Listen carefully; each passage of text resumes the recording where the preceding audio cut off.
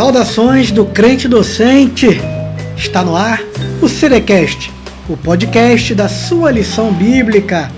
Eu sou o professor Alex Rodrigues. Hoje iremos estudar a lição de número 11, cujo título, Timóteo, filho amado e fiel no Senhor, da editora Central Gospel. Se inscreve no nosso canal, dê um like, ative o sininho para ficar por dentro das nossas novidades, ok? Vamos lá! Introdução da lição. Timóteo é um dos personagens mais conhecidos do Novo Testamento. Duas epístolas neotestamentárias são endereçadas a ele. E quais são as duas epístolas endereçadas a ele? 1 Timóteo e 2 Timóteo. Muito bem. A gente também acha, claro, o nome de Timóteo citado com muita ênfase em outros livros, não apenas em Timóteo. Livro de Atos, 1 Coríntios, Tessalonicenses e alguns outros livros também citam o nome dele.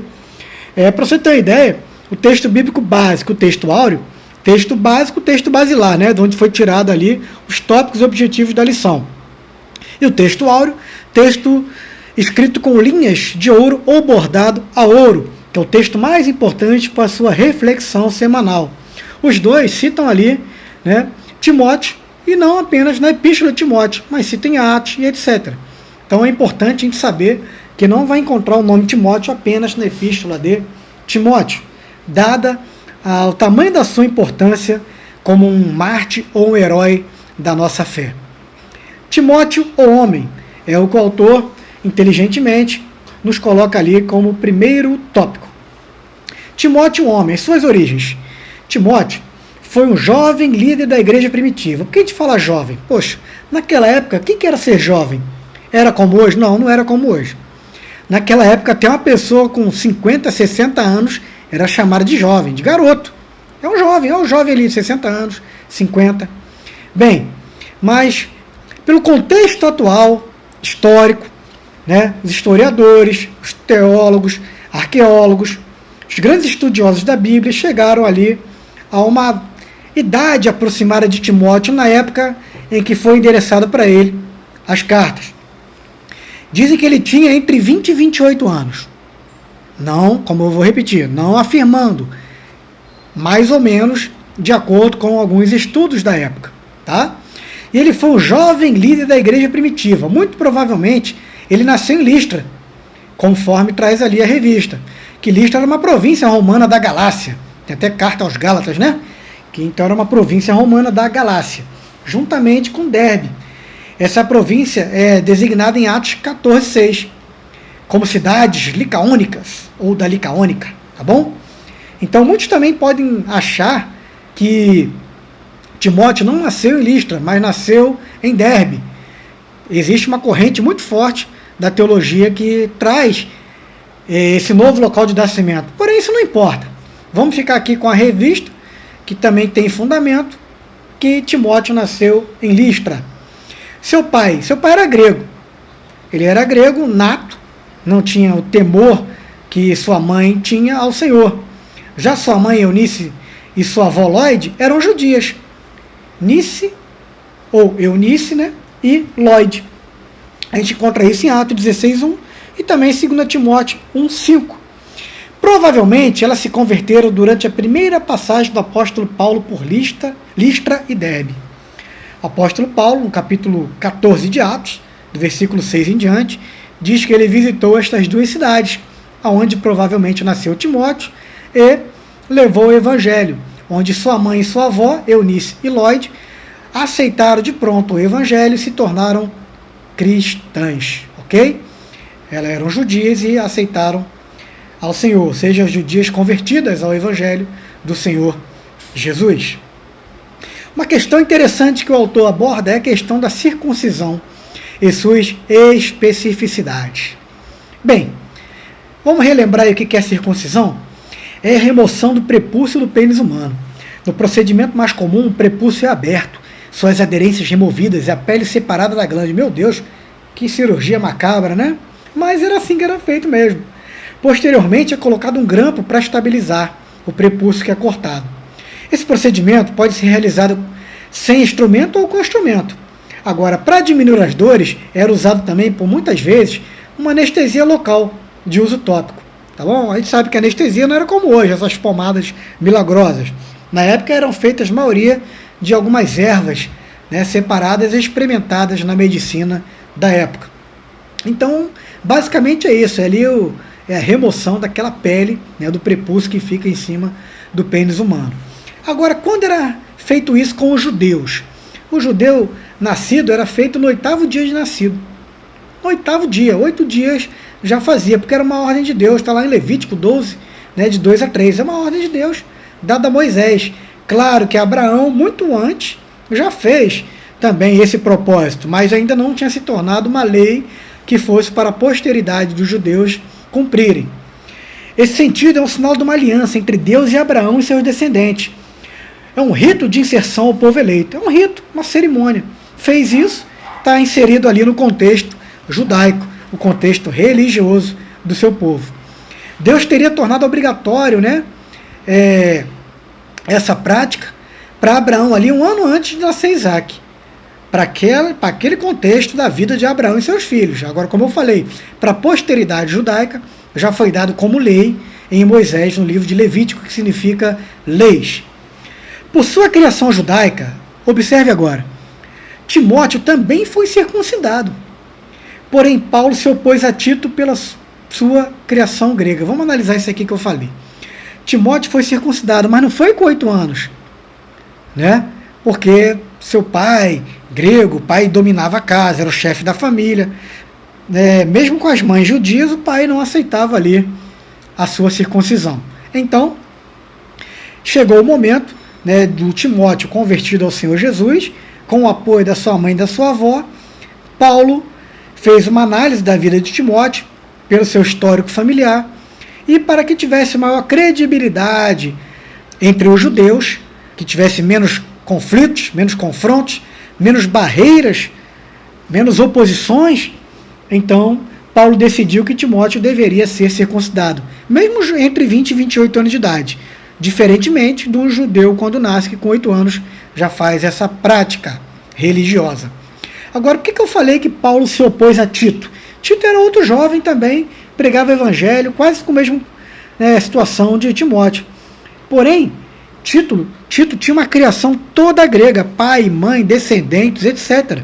Seria muito mais complicado para sua família e para ele mesmo entender aquele propósito. Ora, isso não era importante. Ele não estava convertendo ninguém ao judaísmo, e sim ao cristianismo, a pessoa do Senhor Jesus. O que ele fez com Timóteo foi para facilitar a passagem, o rito e o processo. Já com Tito, houve contendas no meio dos judeus convertidos, e Paulo ali com a palavra final optou por não circuncidar Tito, pelo seu histórico especificamente grego. Tranquilo? Vamos lá. Segundo tópico que o autor nos traz, o título é Timóteo, companheiro de Paulo. Verdade, foi um grande companheiro de Paulo. Agora, alguns teólogos de credibilidade dizem que provavelmente Timóteo atuou como um amanuense. O que é amanuense? Interessante essa palavra, quando a gente pega o dicionário, né? Amanuense é um secretário encarregado de fazer registros ou de uma comunicação oficial. Ele vai fazendo a comunicação oficial, é aquele que faz aquela carta, que faz uma revisão ortográfica, né? E que escreve o que o líder está falando, registra e guarda para a posteridade. Então a maioria dos teólogos tratam Timóteo como um amanuense, pelas suas características, sua criação e sua vontade de servir ao reino e seu preparo. Agora, existe também uma outra corrente teológica que diz que não, que Timóteo era coautor de Paulo, que também escreveu ali muita coisa com Paulo. Bem, o importante é o que está escrito na palavra, não é quem escreveu, mas o que está escrito, porque foi Deus que deu a ordem. Amém? Porque teve escritores, ok. Homem de credibilidade, ok. Mas o mais importante do que o escritor é o autor, é aquele que fala, que dá a voz. E não desvirtuar essa palavra dele também é muito importante. O evangelho transpassa a barreira oriental. Isso acontece com Timóteo, ajudando Paulo. Rapaz, se você pegar ali para ler a partir de Atos, todas aquelas cidades gregas, mesmo sob o domínio do Império Romano, pedaço da Ásia, pedaço da Europa, você fica impressionado como eles conseguiram fazer viagens e ser tão eficazes, efetivos, né, e eficientes na pregação do Evangelho. E ninguém faz isso sozinho. Quando a gente vê viagem missionária de Paulo, Paulo não fez sozinho, tinha cooperadores. Alguns os abandonaram no processo, outros ficaram até o fim. Ele agradeceu a Lucas, ele também vai agradecer muito a Timóteo, esse jovem que se manteve firme até o final. E essas viagens de Paulo foram tão produtivas, gente, que essas cidades que eu citei, né, ele foi em Éfeso, foi em Corinto, foi na Macedônia, foi em Filipe, foi em Tessalônica, Bereia, até chegar em Roma. Eu gostaria de enfatizar aqui a Bereia, né, que nós temos que ser crentes bereanos. Quando Timóteo chegava com Paulo e seus outros companheiros de viagem em Bereia para pregar o Evangelho, os bereanos lá, os gregos daquela cidade, receberam o Evangelho. Porém, antes de deixar Paulo ir embora, deram oferta, deram alimentação, e antes de se despedir de Paulo, que Paulo estava com pressa para viajar para outra cidade, eles praticamente prenderam o apóstolo Paulo e seus cooperadores. E falaram, fica aqui, Paulo, rapidinho, a gente vai ali conversar e já volta. Que conversa era essa? Eles foram pegar as escrituras para ver se Paulo estava falando justamente o que estava escrito nas escrituras. Ou seja, que nada estava sendo ali desvirtuado. Não tinha aceitos nem heresias na palavra genuína. Após fazer esta pesquisa, esta observação, de concordar todos ali em Bereia que Paulo pregou o verdadeiro e genuíno evangelho, aí eles libertaram Paulo. Isso eu trago para nós, que nós temos que ser também crentes genuínos, crentes bereanos, que não devemos aceitar qualquer coisa, porque as pessoas podem errar naturalmente, ou por maldade, ou por desconhecimento, porque errar é humano. O que não pode é a gente, né, aceitar tudo de bom grado. A gente tem que ir lá na Bíblia para pesquisar se aquele pregador, aquele ensinador, ou aquele cantor fez um hino, se está batendo com a palavra de Deus. Se não tiver, entra pelo ouvido e sai pelo outro, querido. Que nós temos que ficar com a garantia de que aquela pregação é genuína, faz parte do cânon sagrado, da palavra padrão para nossas vidas, para a transformação da nossa vida. Que a Bíblia é a única via de regra, fé, conduta e prática de vida. É o manual do cristão. Amém? Então todas essas cidades foram impactadas, não foram as mesmas cidades. Ali foram fundadas aldeias pregando a palavra de Deus, foram colocadas pessoas para liderar a igreja, iniciando naquelas cidades. A igreja, o trabalho foi crescendo, a obra crescendo. Paulo fez uma viagem, fez duas. As viagens missionárias renderam-lhe frutos, mas também rendeu muito sofrimento para ele e seus colaboradores. Sofrimento que a gente vai estudar Paulo em outra ocasião e a gente resolve ali o nosso problema. Ok? Vamos lá. Timóteo, por Paulo. Aqui é um subtítulo, né, que o autor coloca. Quem é Timóteo por Paulo? Tem algumas características, várias, chamo mais de 30. Porém, vamos ficar aqui com 1, 2, 3, 4, 5, 6, que eu escrevi para passar para os irmãos. Claro, não podemos deixar de falar do texto áureo, texto de ouro, que está em 2 Timóteo 1, 2, que ele chama Timóteo de meu amado filho. Claro que não era filho biológico, era um filho na fé. Amém?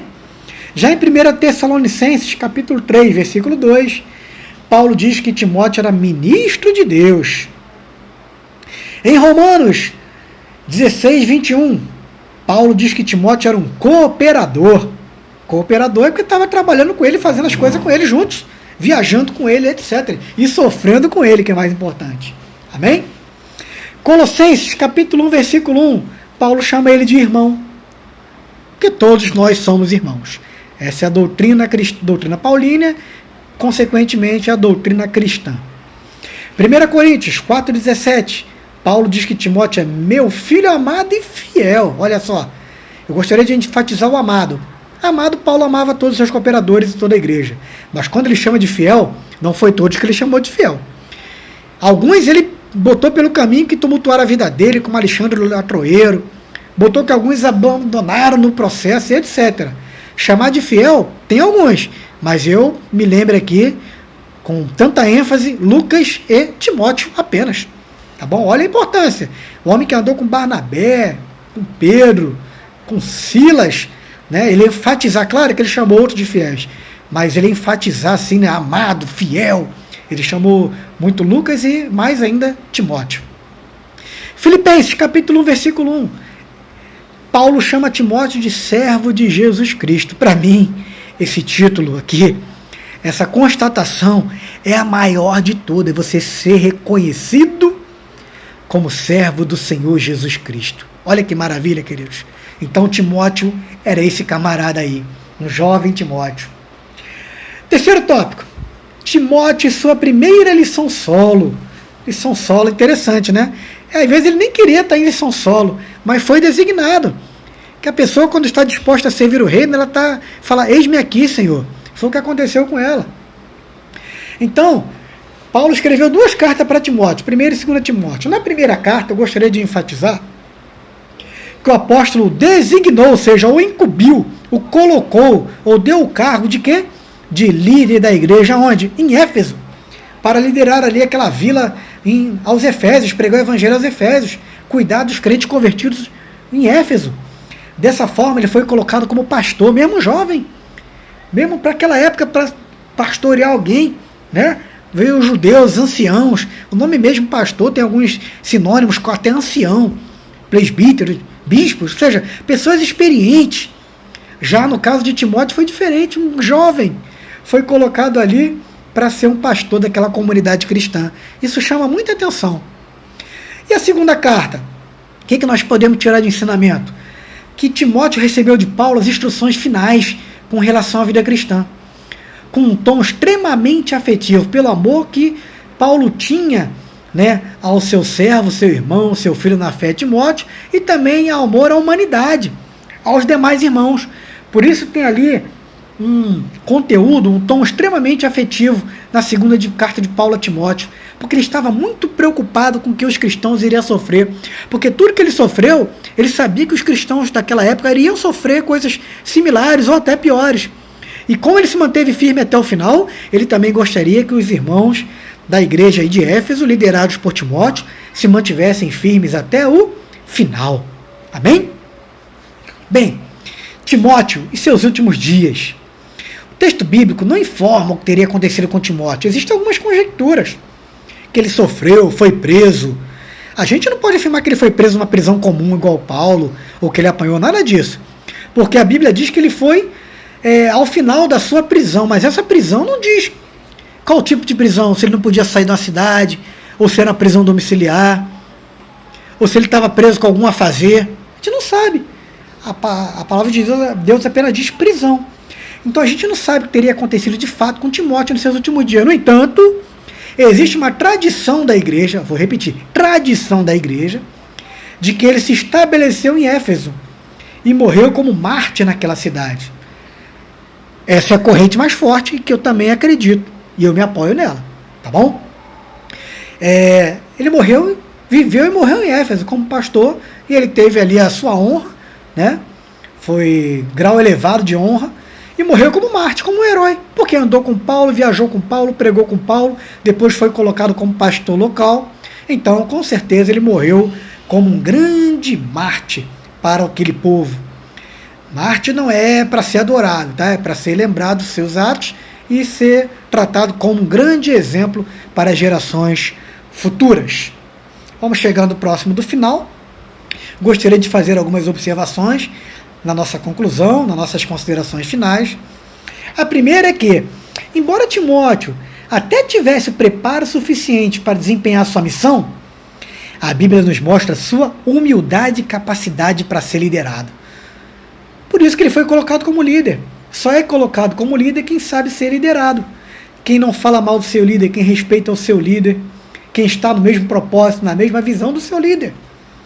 Ele aparece na narrativa bíblica assumindo o papel de discípulo em relação a Paulo. E isso vai lhe render grandes frutos no futuro. Um segundo ponto aqui da nossa conclusão, eu gostaria de falar que não podemos encontrar na Bíblia referências sobre um Timóteo desobediente. Procura, querido, eu faço um desafio. Você não acha alguém que reclama que está calor, que está frio, que está com fome, que a viagem é longa, que não tem roupa, que está pesado a Bíblia para carregar os livros? Não. Você só encontra qualidades, só coisas positivas acerca da vida de Timóteo. Você não encontra ele fazendo o que ele dava na cabeça, participando de contendas, ou reclamando de Paulo, seu grande líder. Não. Por isso ele foi recompensado e hoje nós temos ele colocado ali como exemplo para a nossa geração. Terceiro ponto, das nossas considerações finais, para fechar, Timóteo foi a prova de que um grande líder precisa de um grande liderado. Ele sempre estava atento, cumprindo o que lhe fosse ordenado. Você está atento ao que seu líder fala, querido? Ou você está apenas querendo, cargo na igreja, ou puxar saco, ou você, pior ainda, você nem dá atenção ao que seu líder fala, faz tudo diferente. Você vai ser cobrado. Timóteo foi recompensado porque ele respeitou a sua liderança que foi instituída por Deus. E depois ele foi colocado num grande cargo de liderança, onde os mesmos lhe renderam ali votos de confiança e lhe renderam os louros, a merecida aplausos, ovações, mesmo que ele não precisasse e não queria isso, que somente Deus é digno de receber toda a glória, mas foi tratado como Marte porque ele mereceu, tá bom? Bem, chegamos ao final dessa lição de Timóteo, a editora Central Gospel sempre inovando e colocando o que tem de melhor à nossa disposição. Então eu gostaria de agradecer a você que esteve conosco nesse curto espaço de tempo. E não esqueça, siga lá o Crente Docente no Instagram, no Facebook, no YouTube, as demais páginas e redes sociais. E até a próxima lição, querendo Deus. Um abraço, tchau, tchau.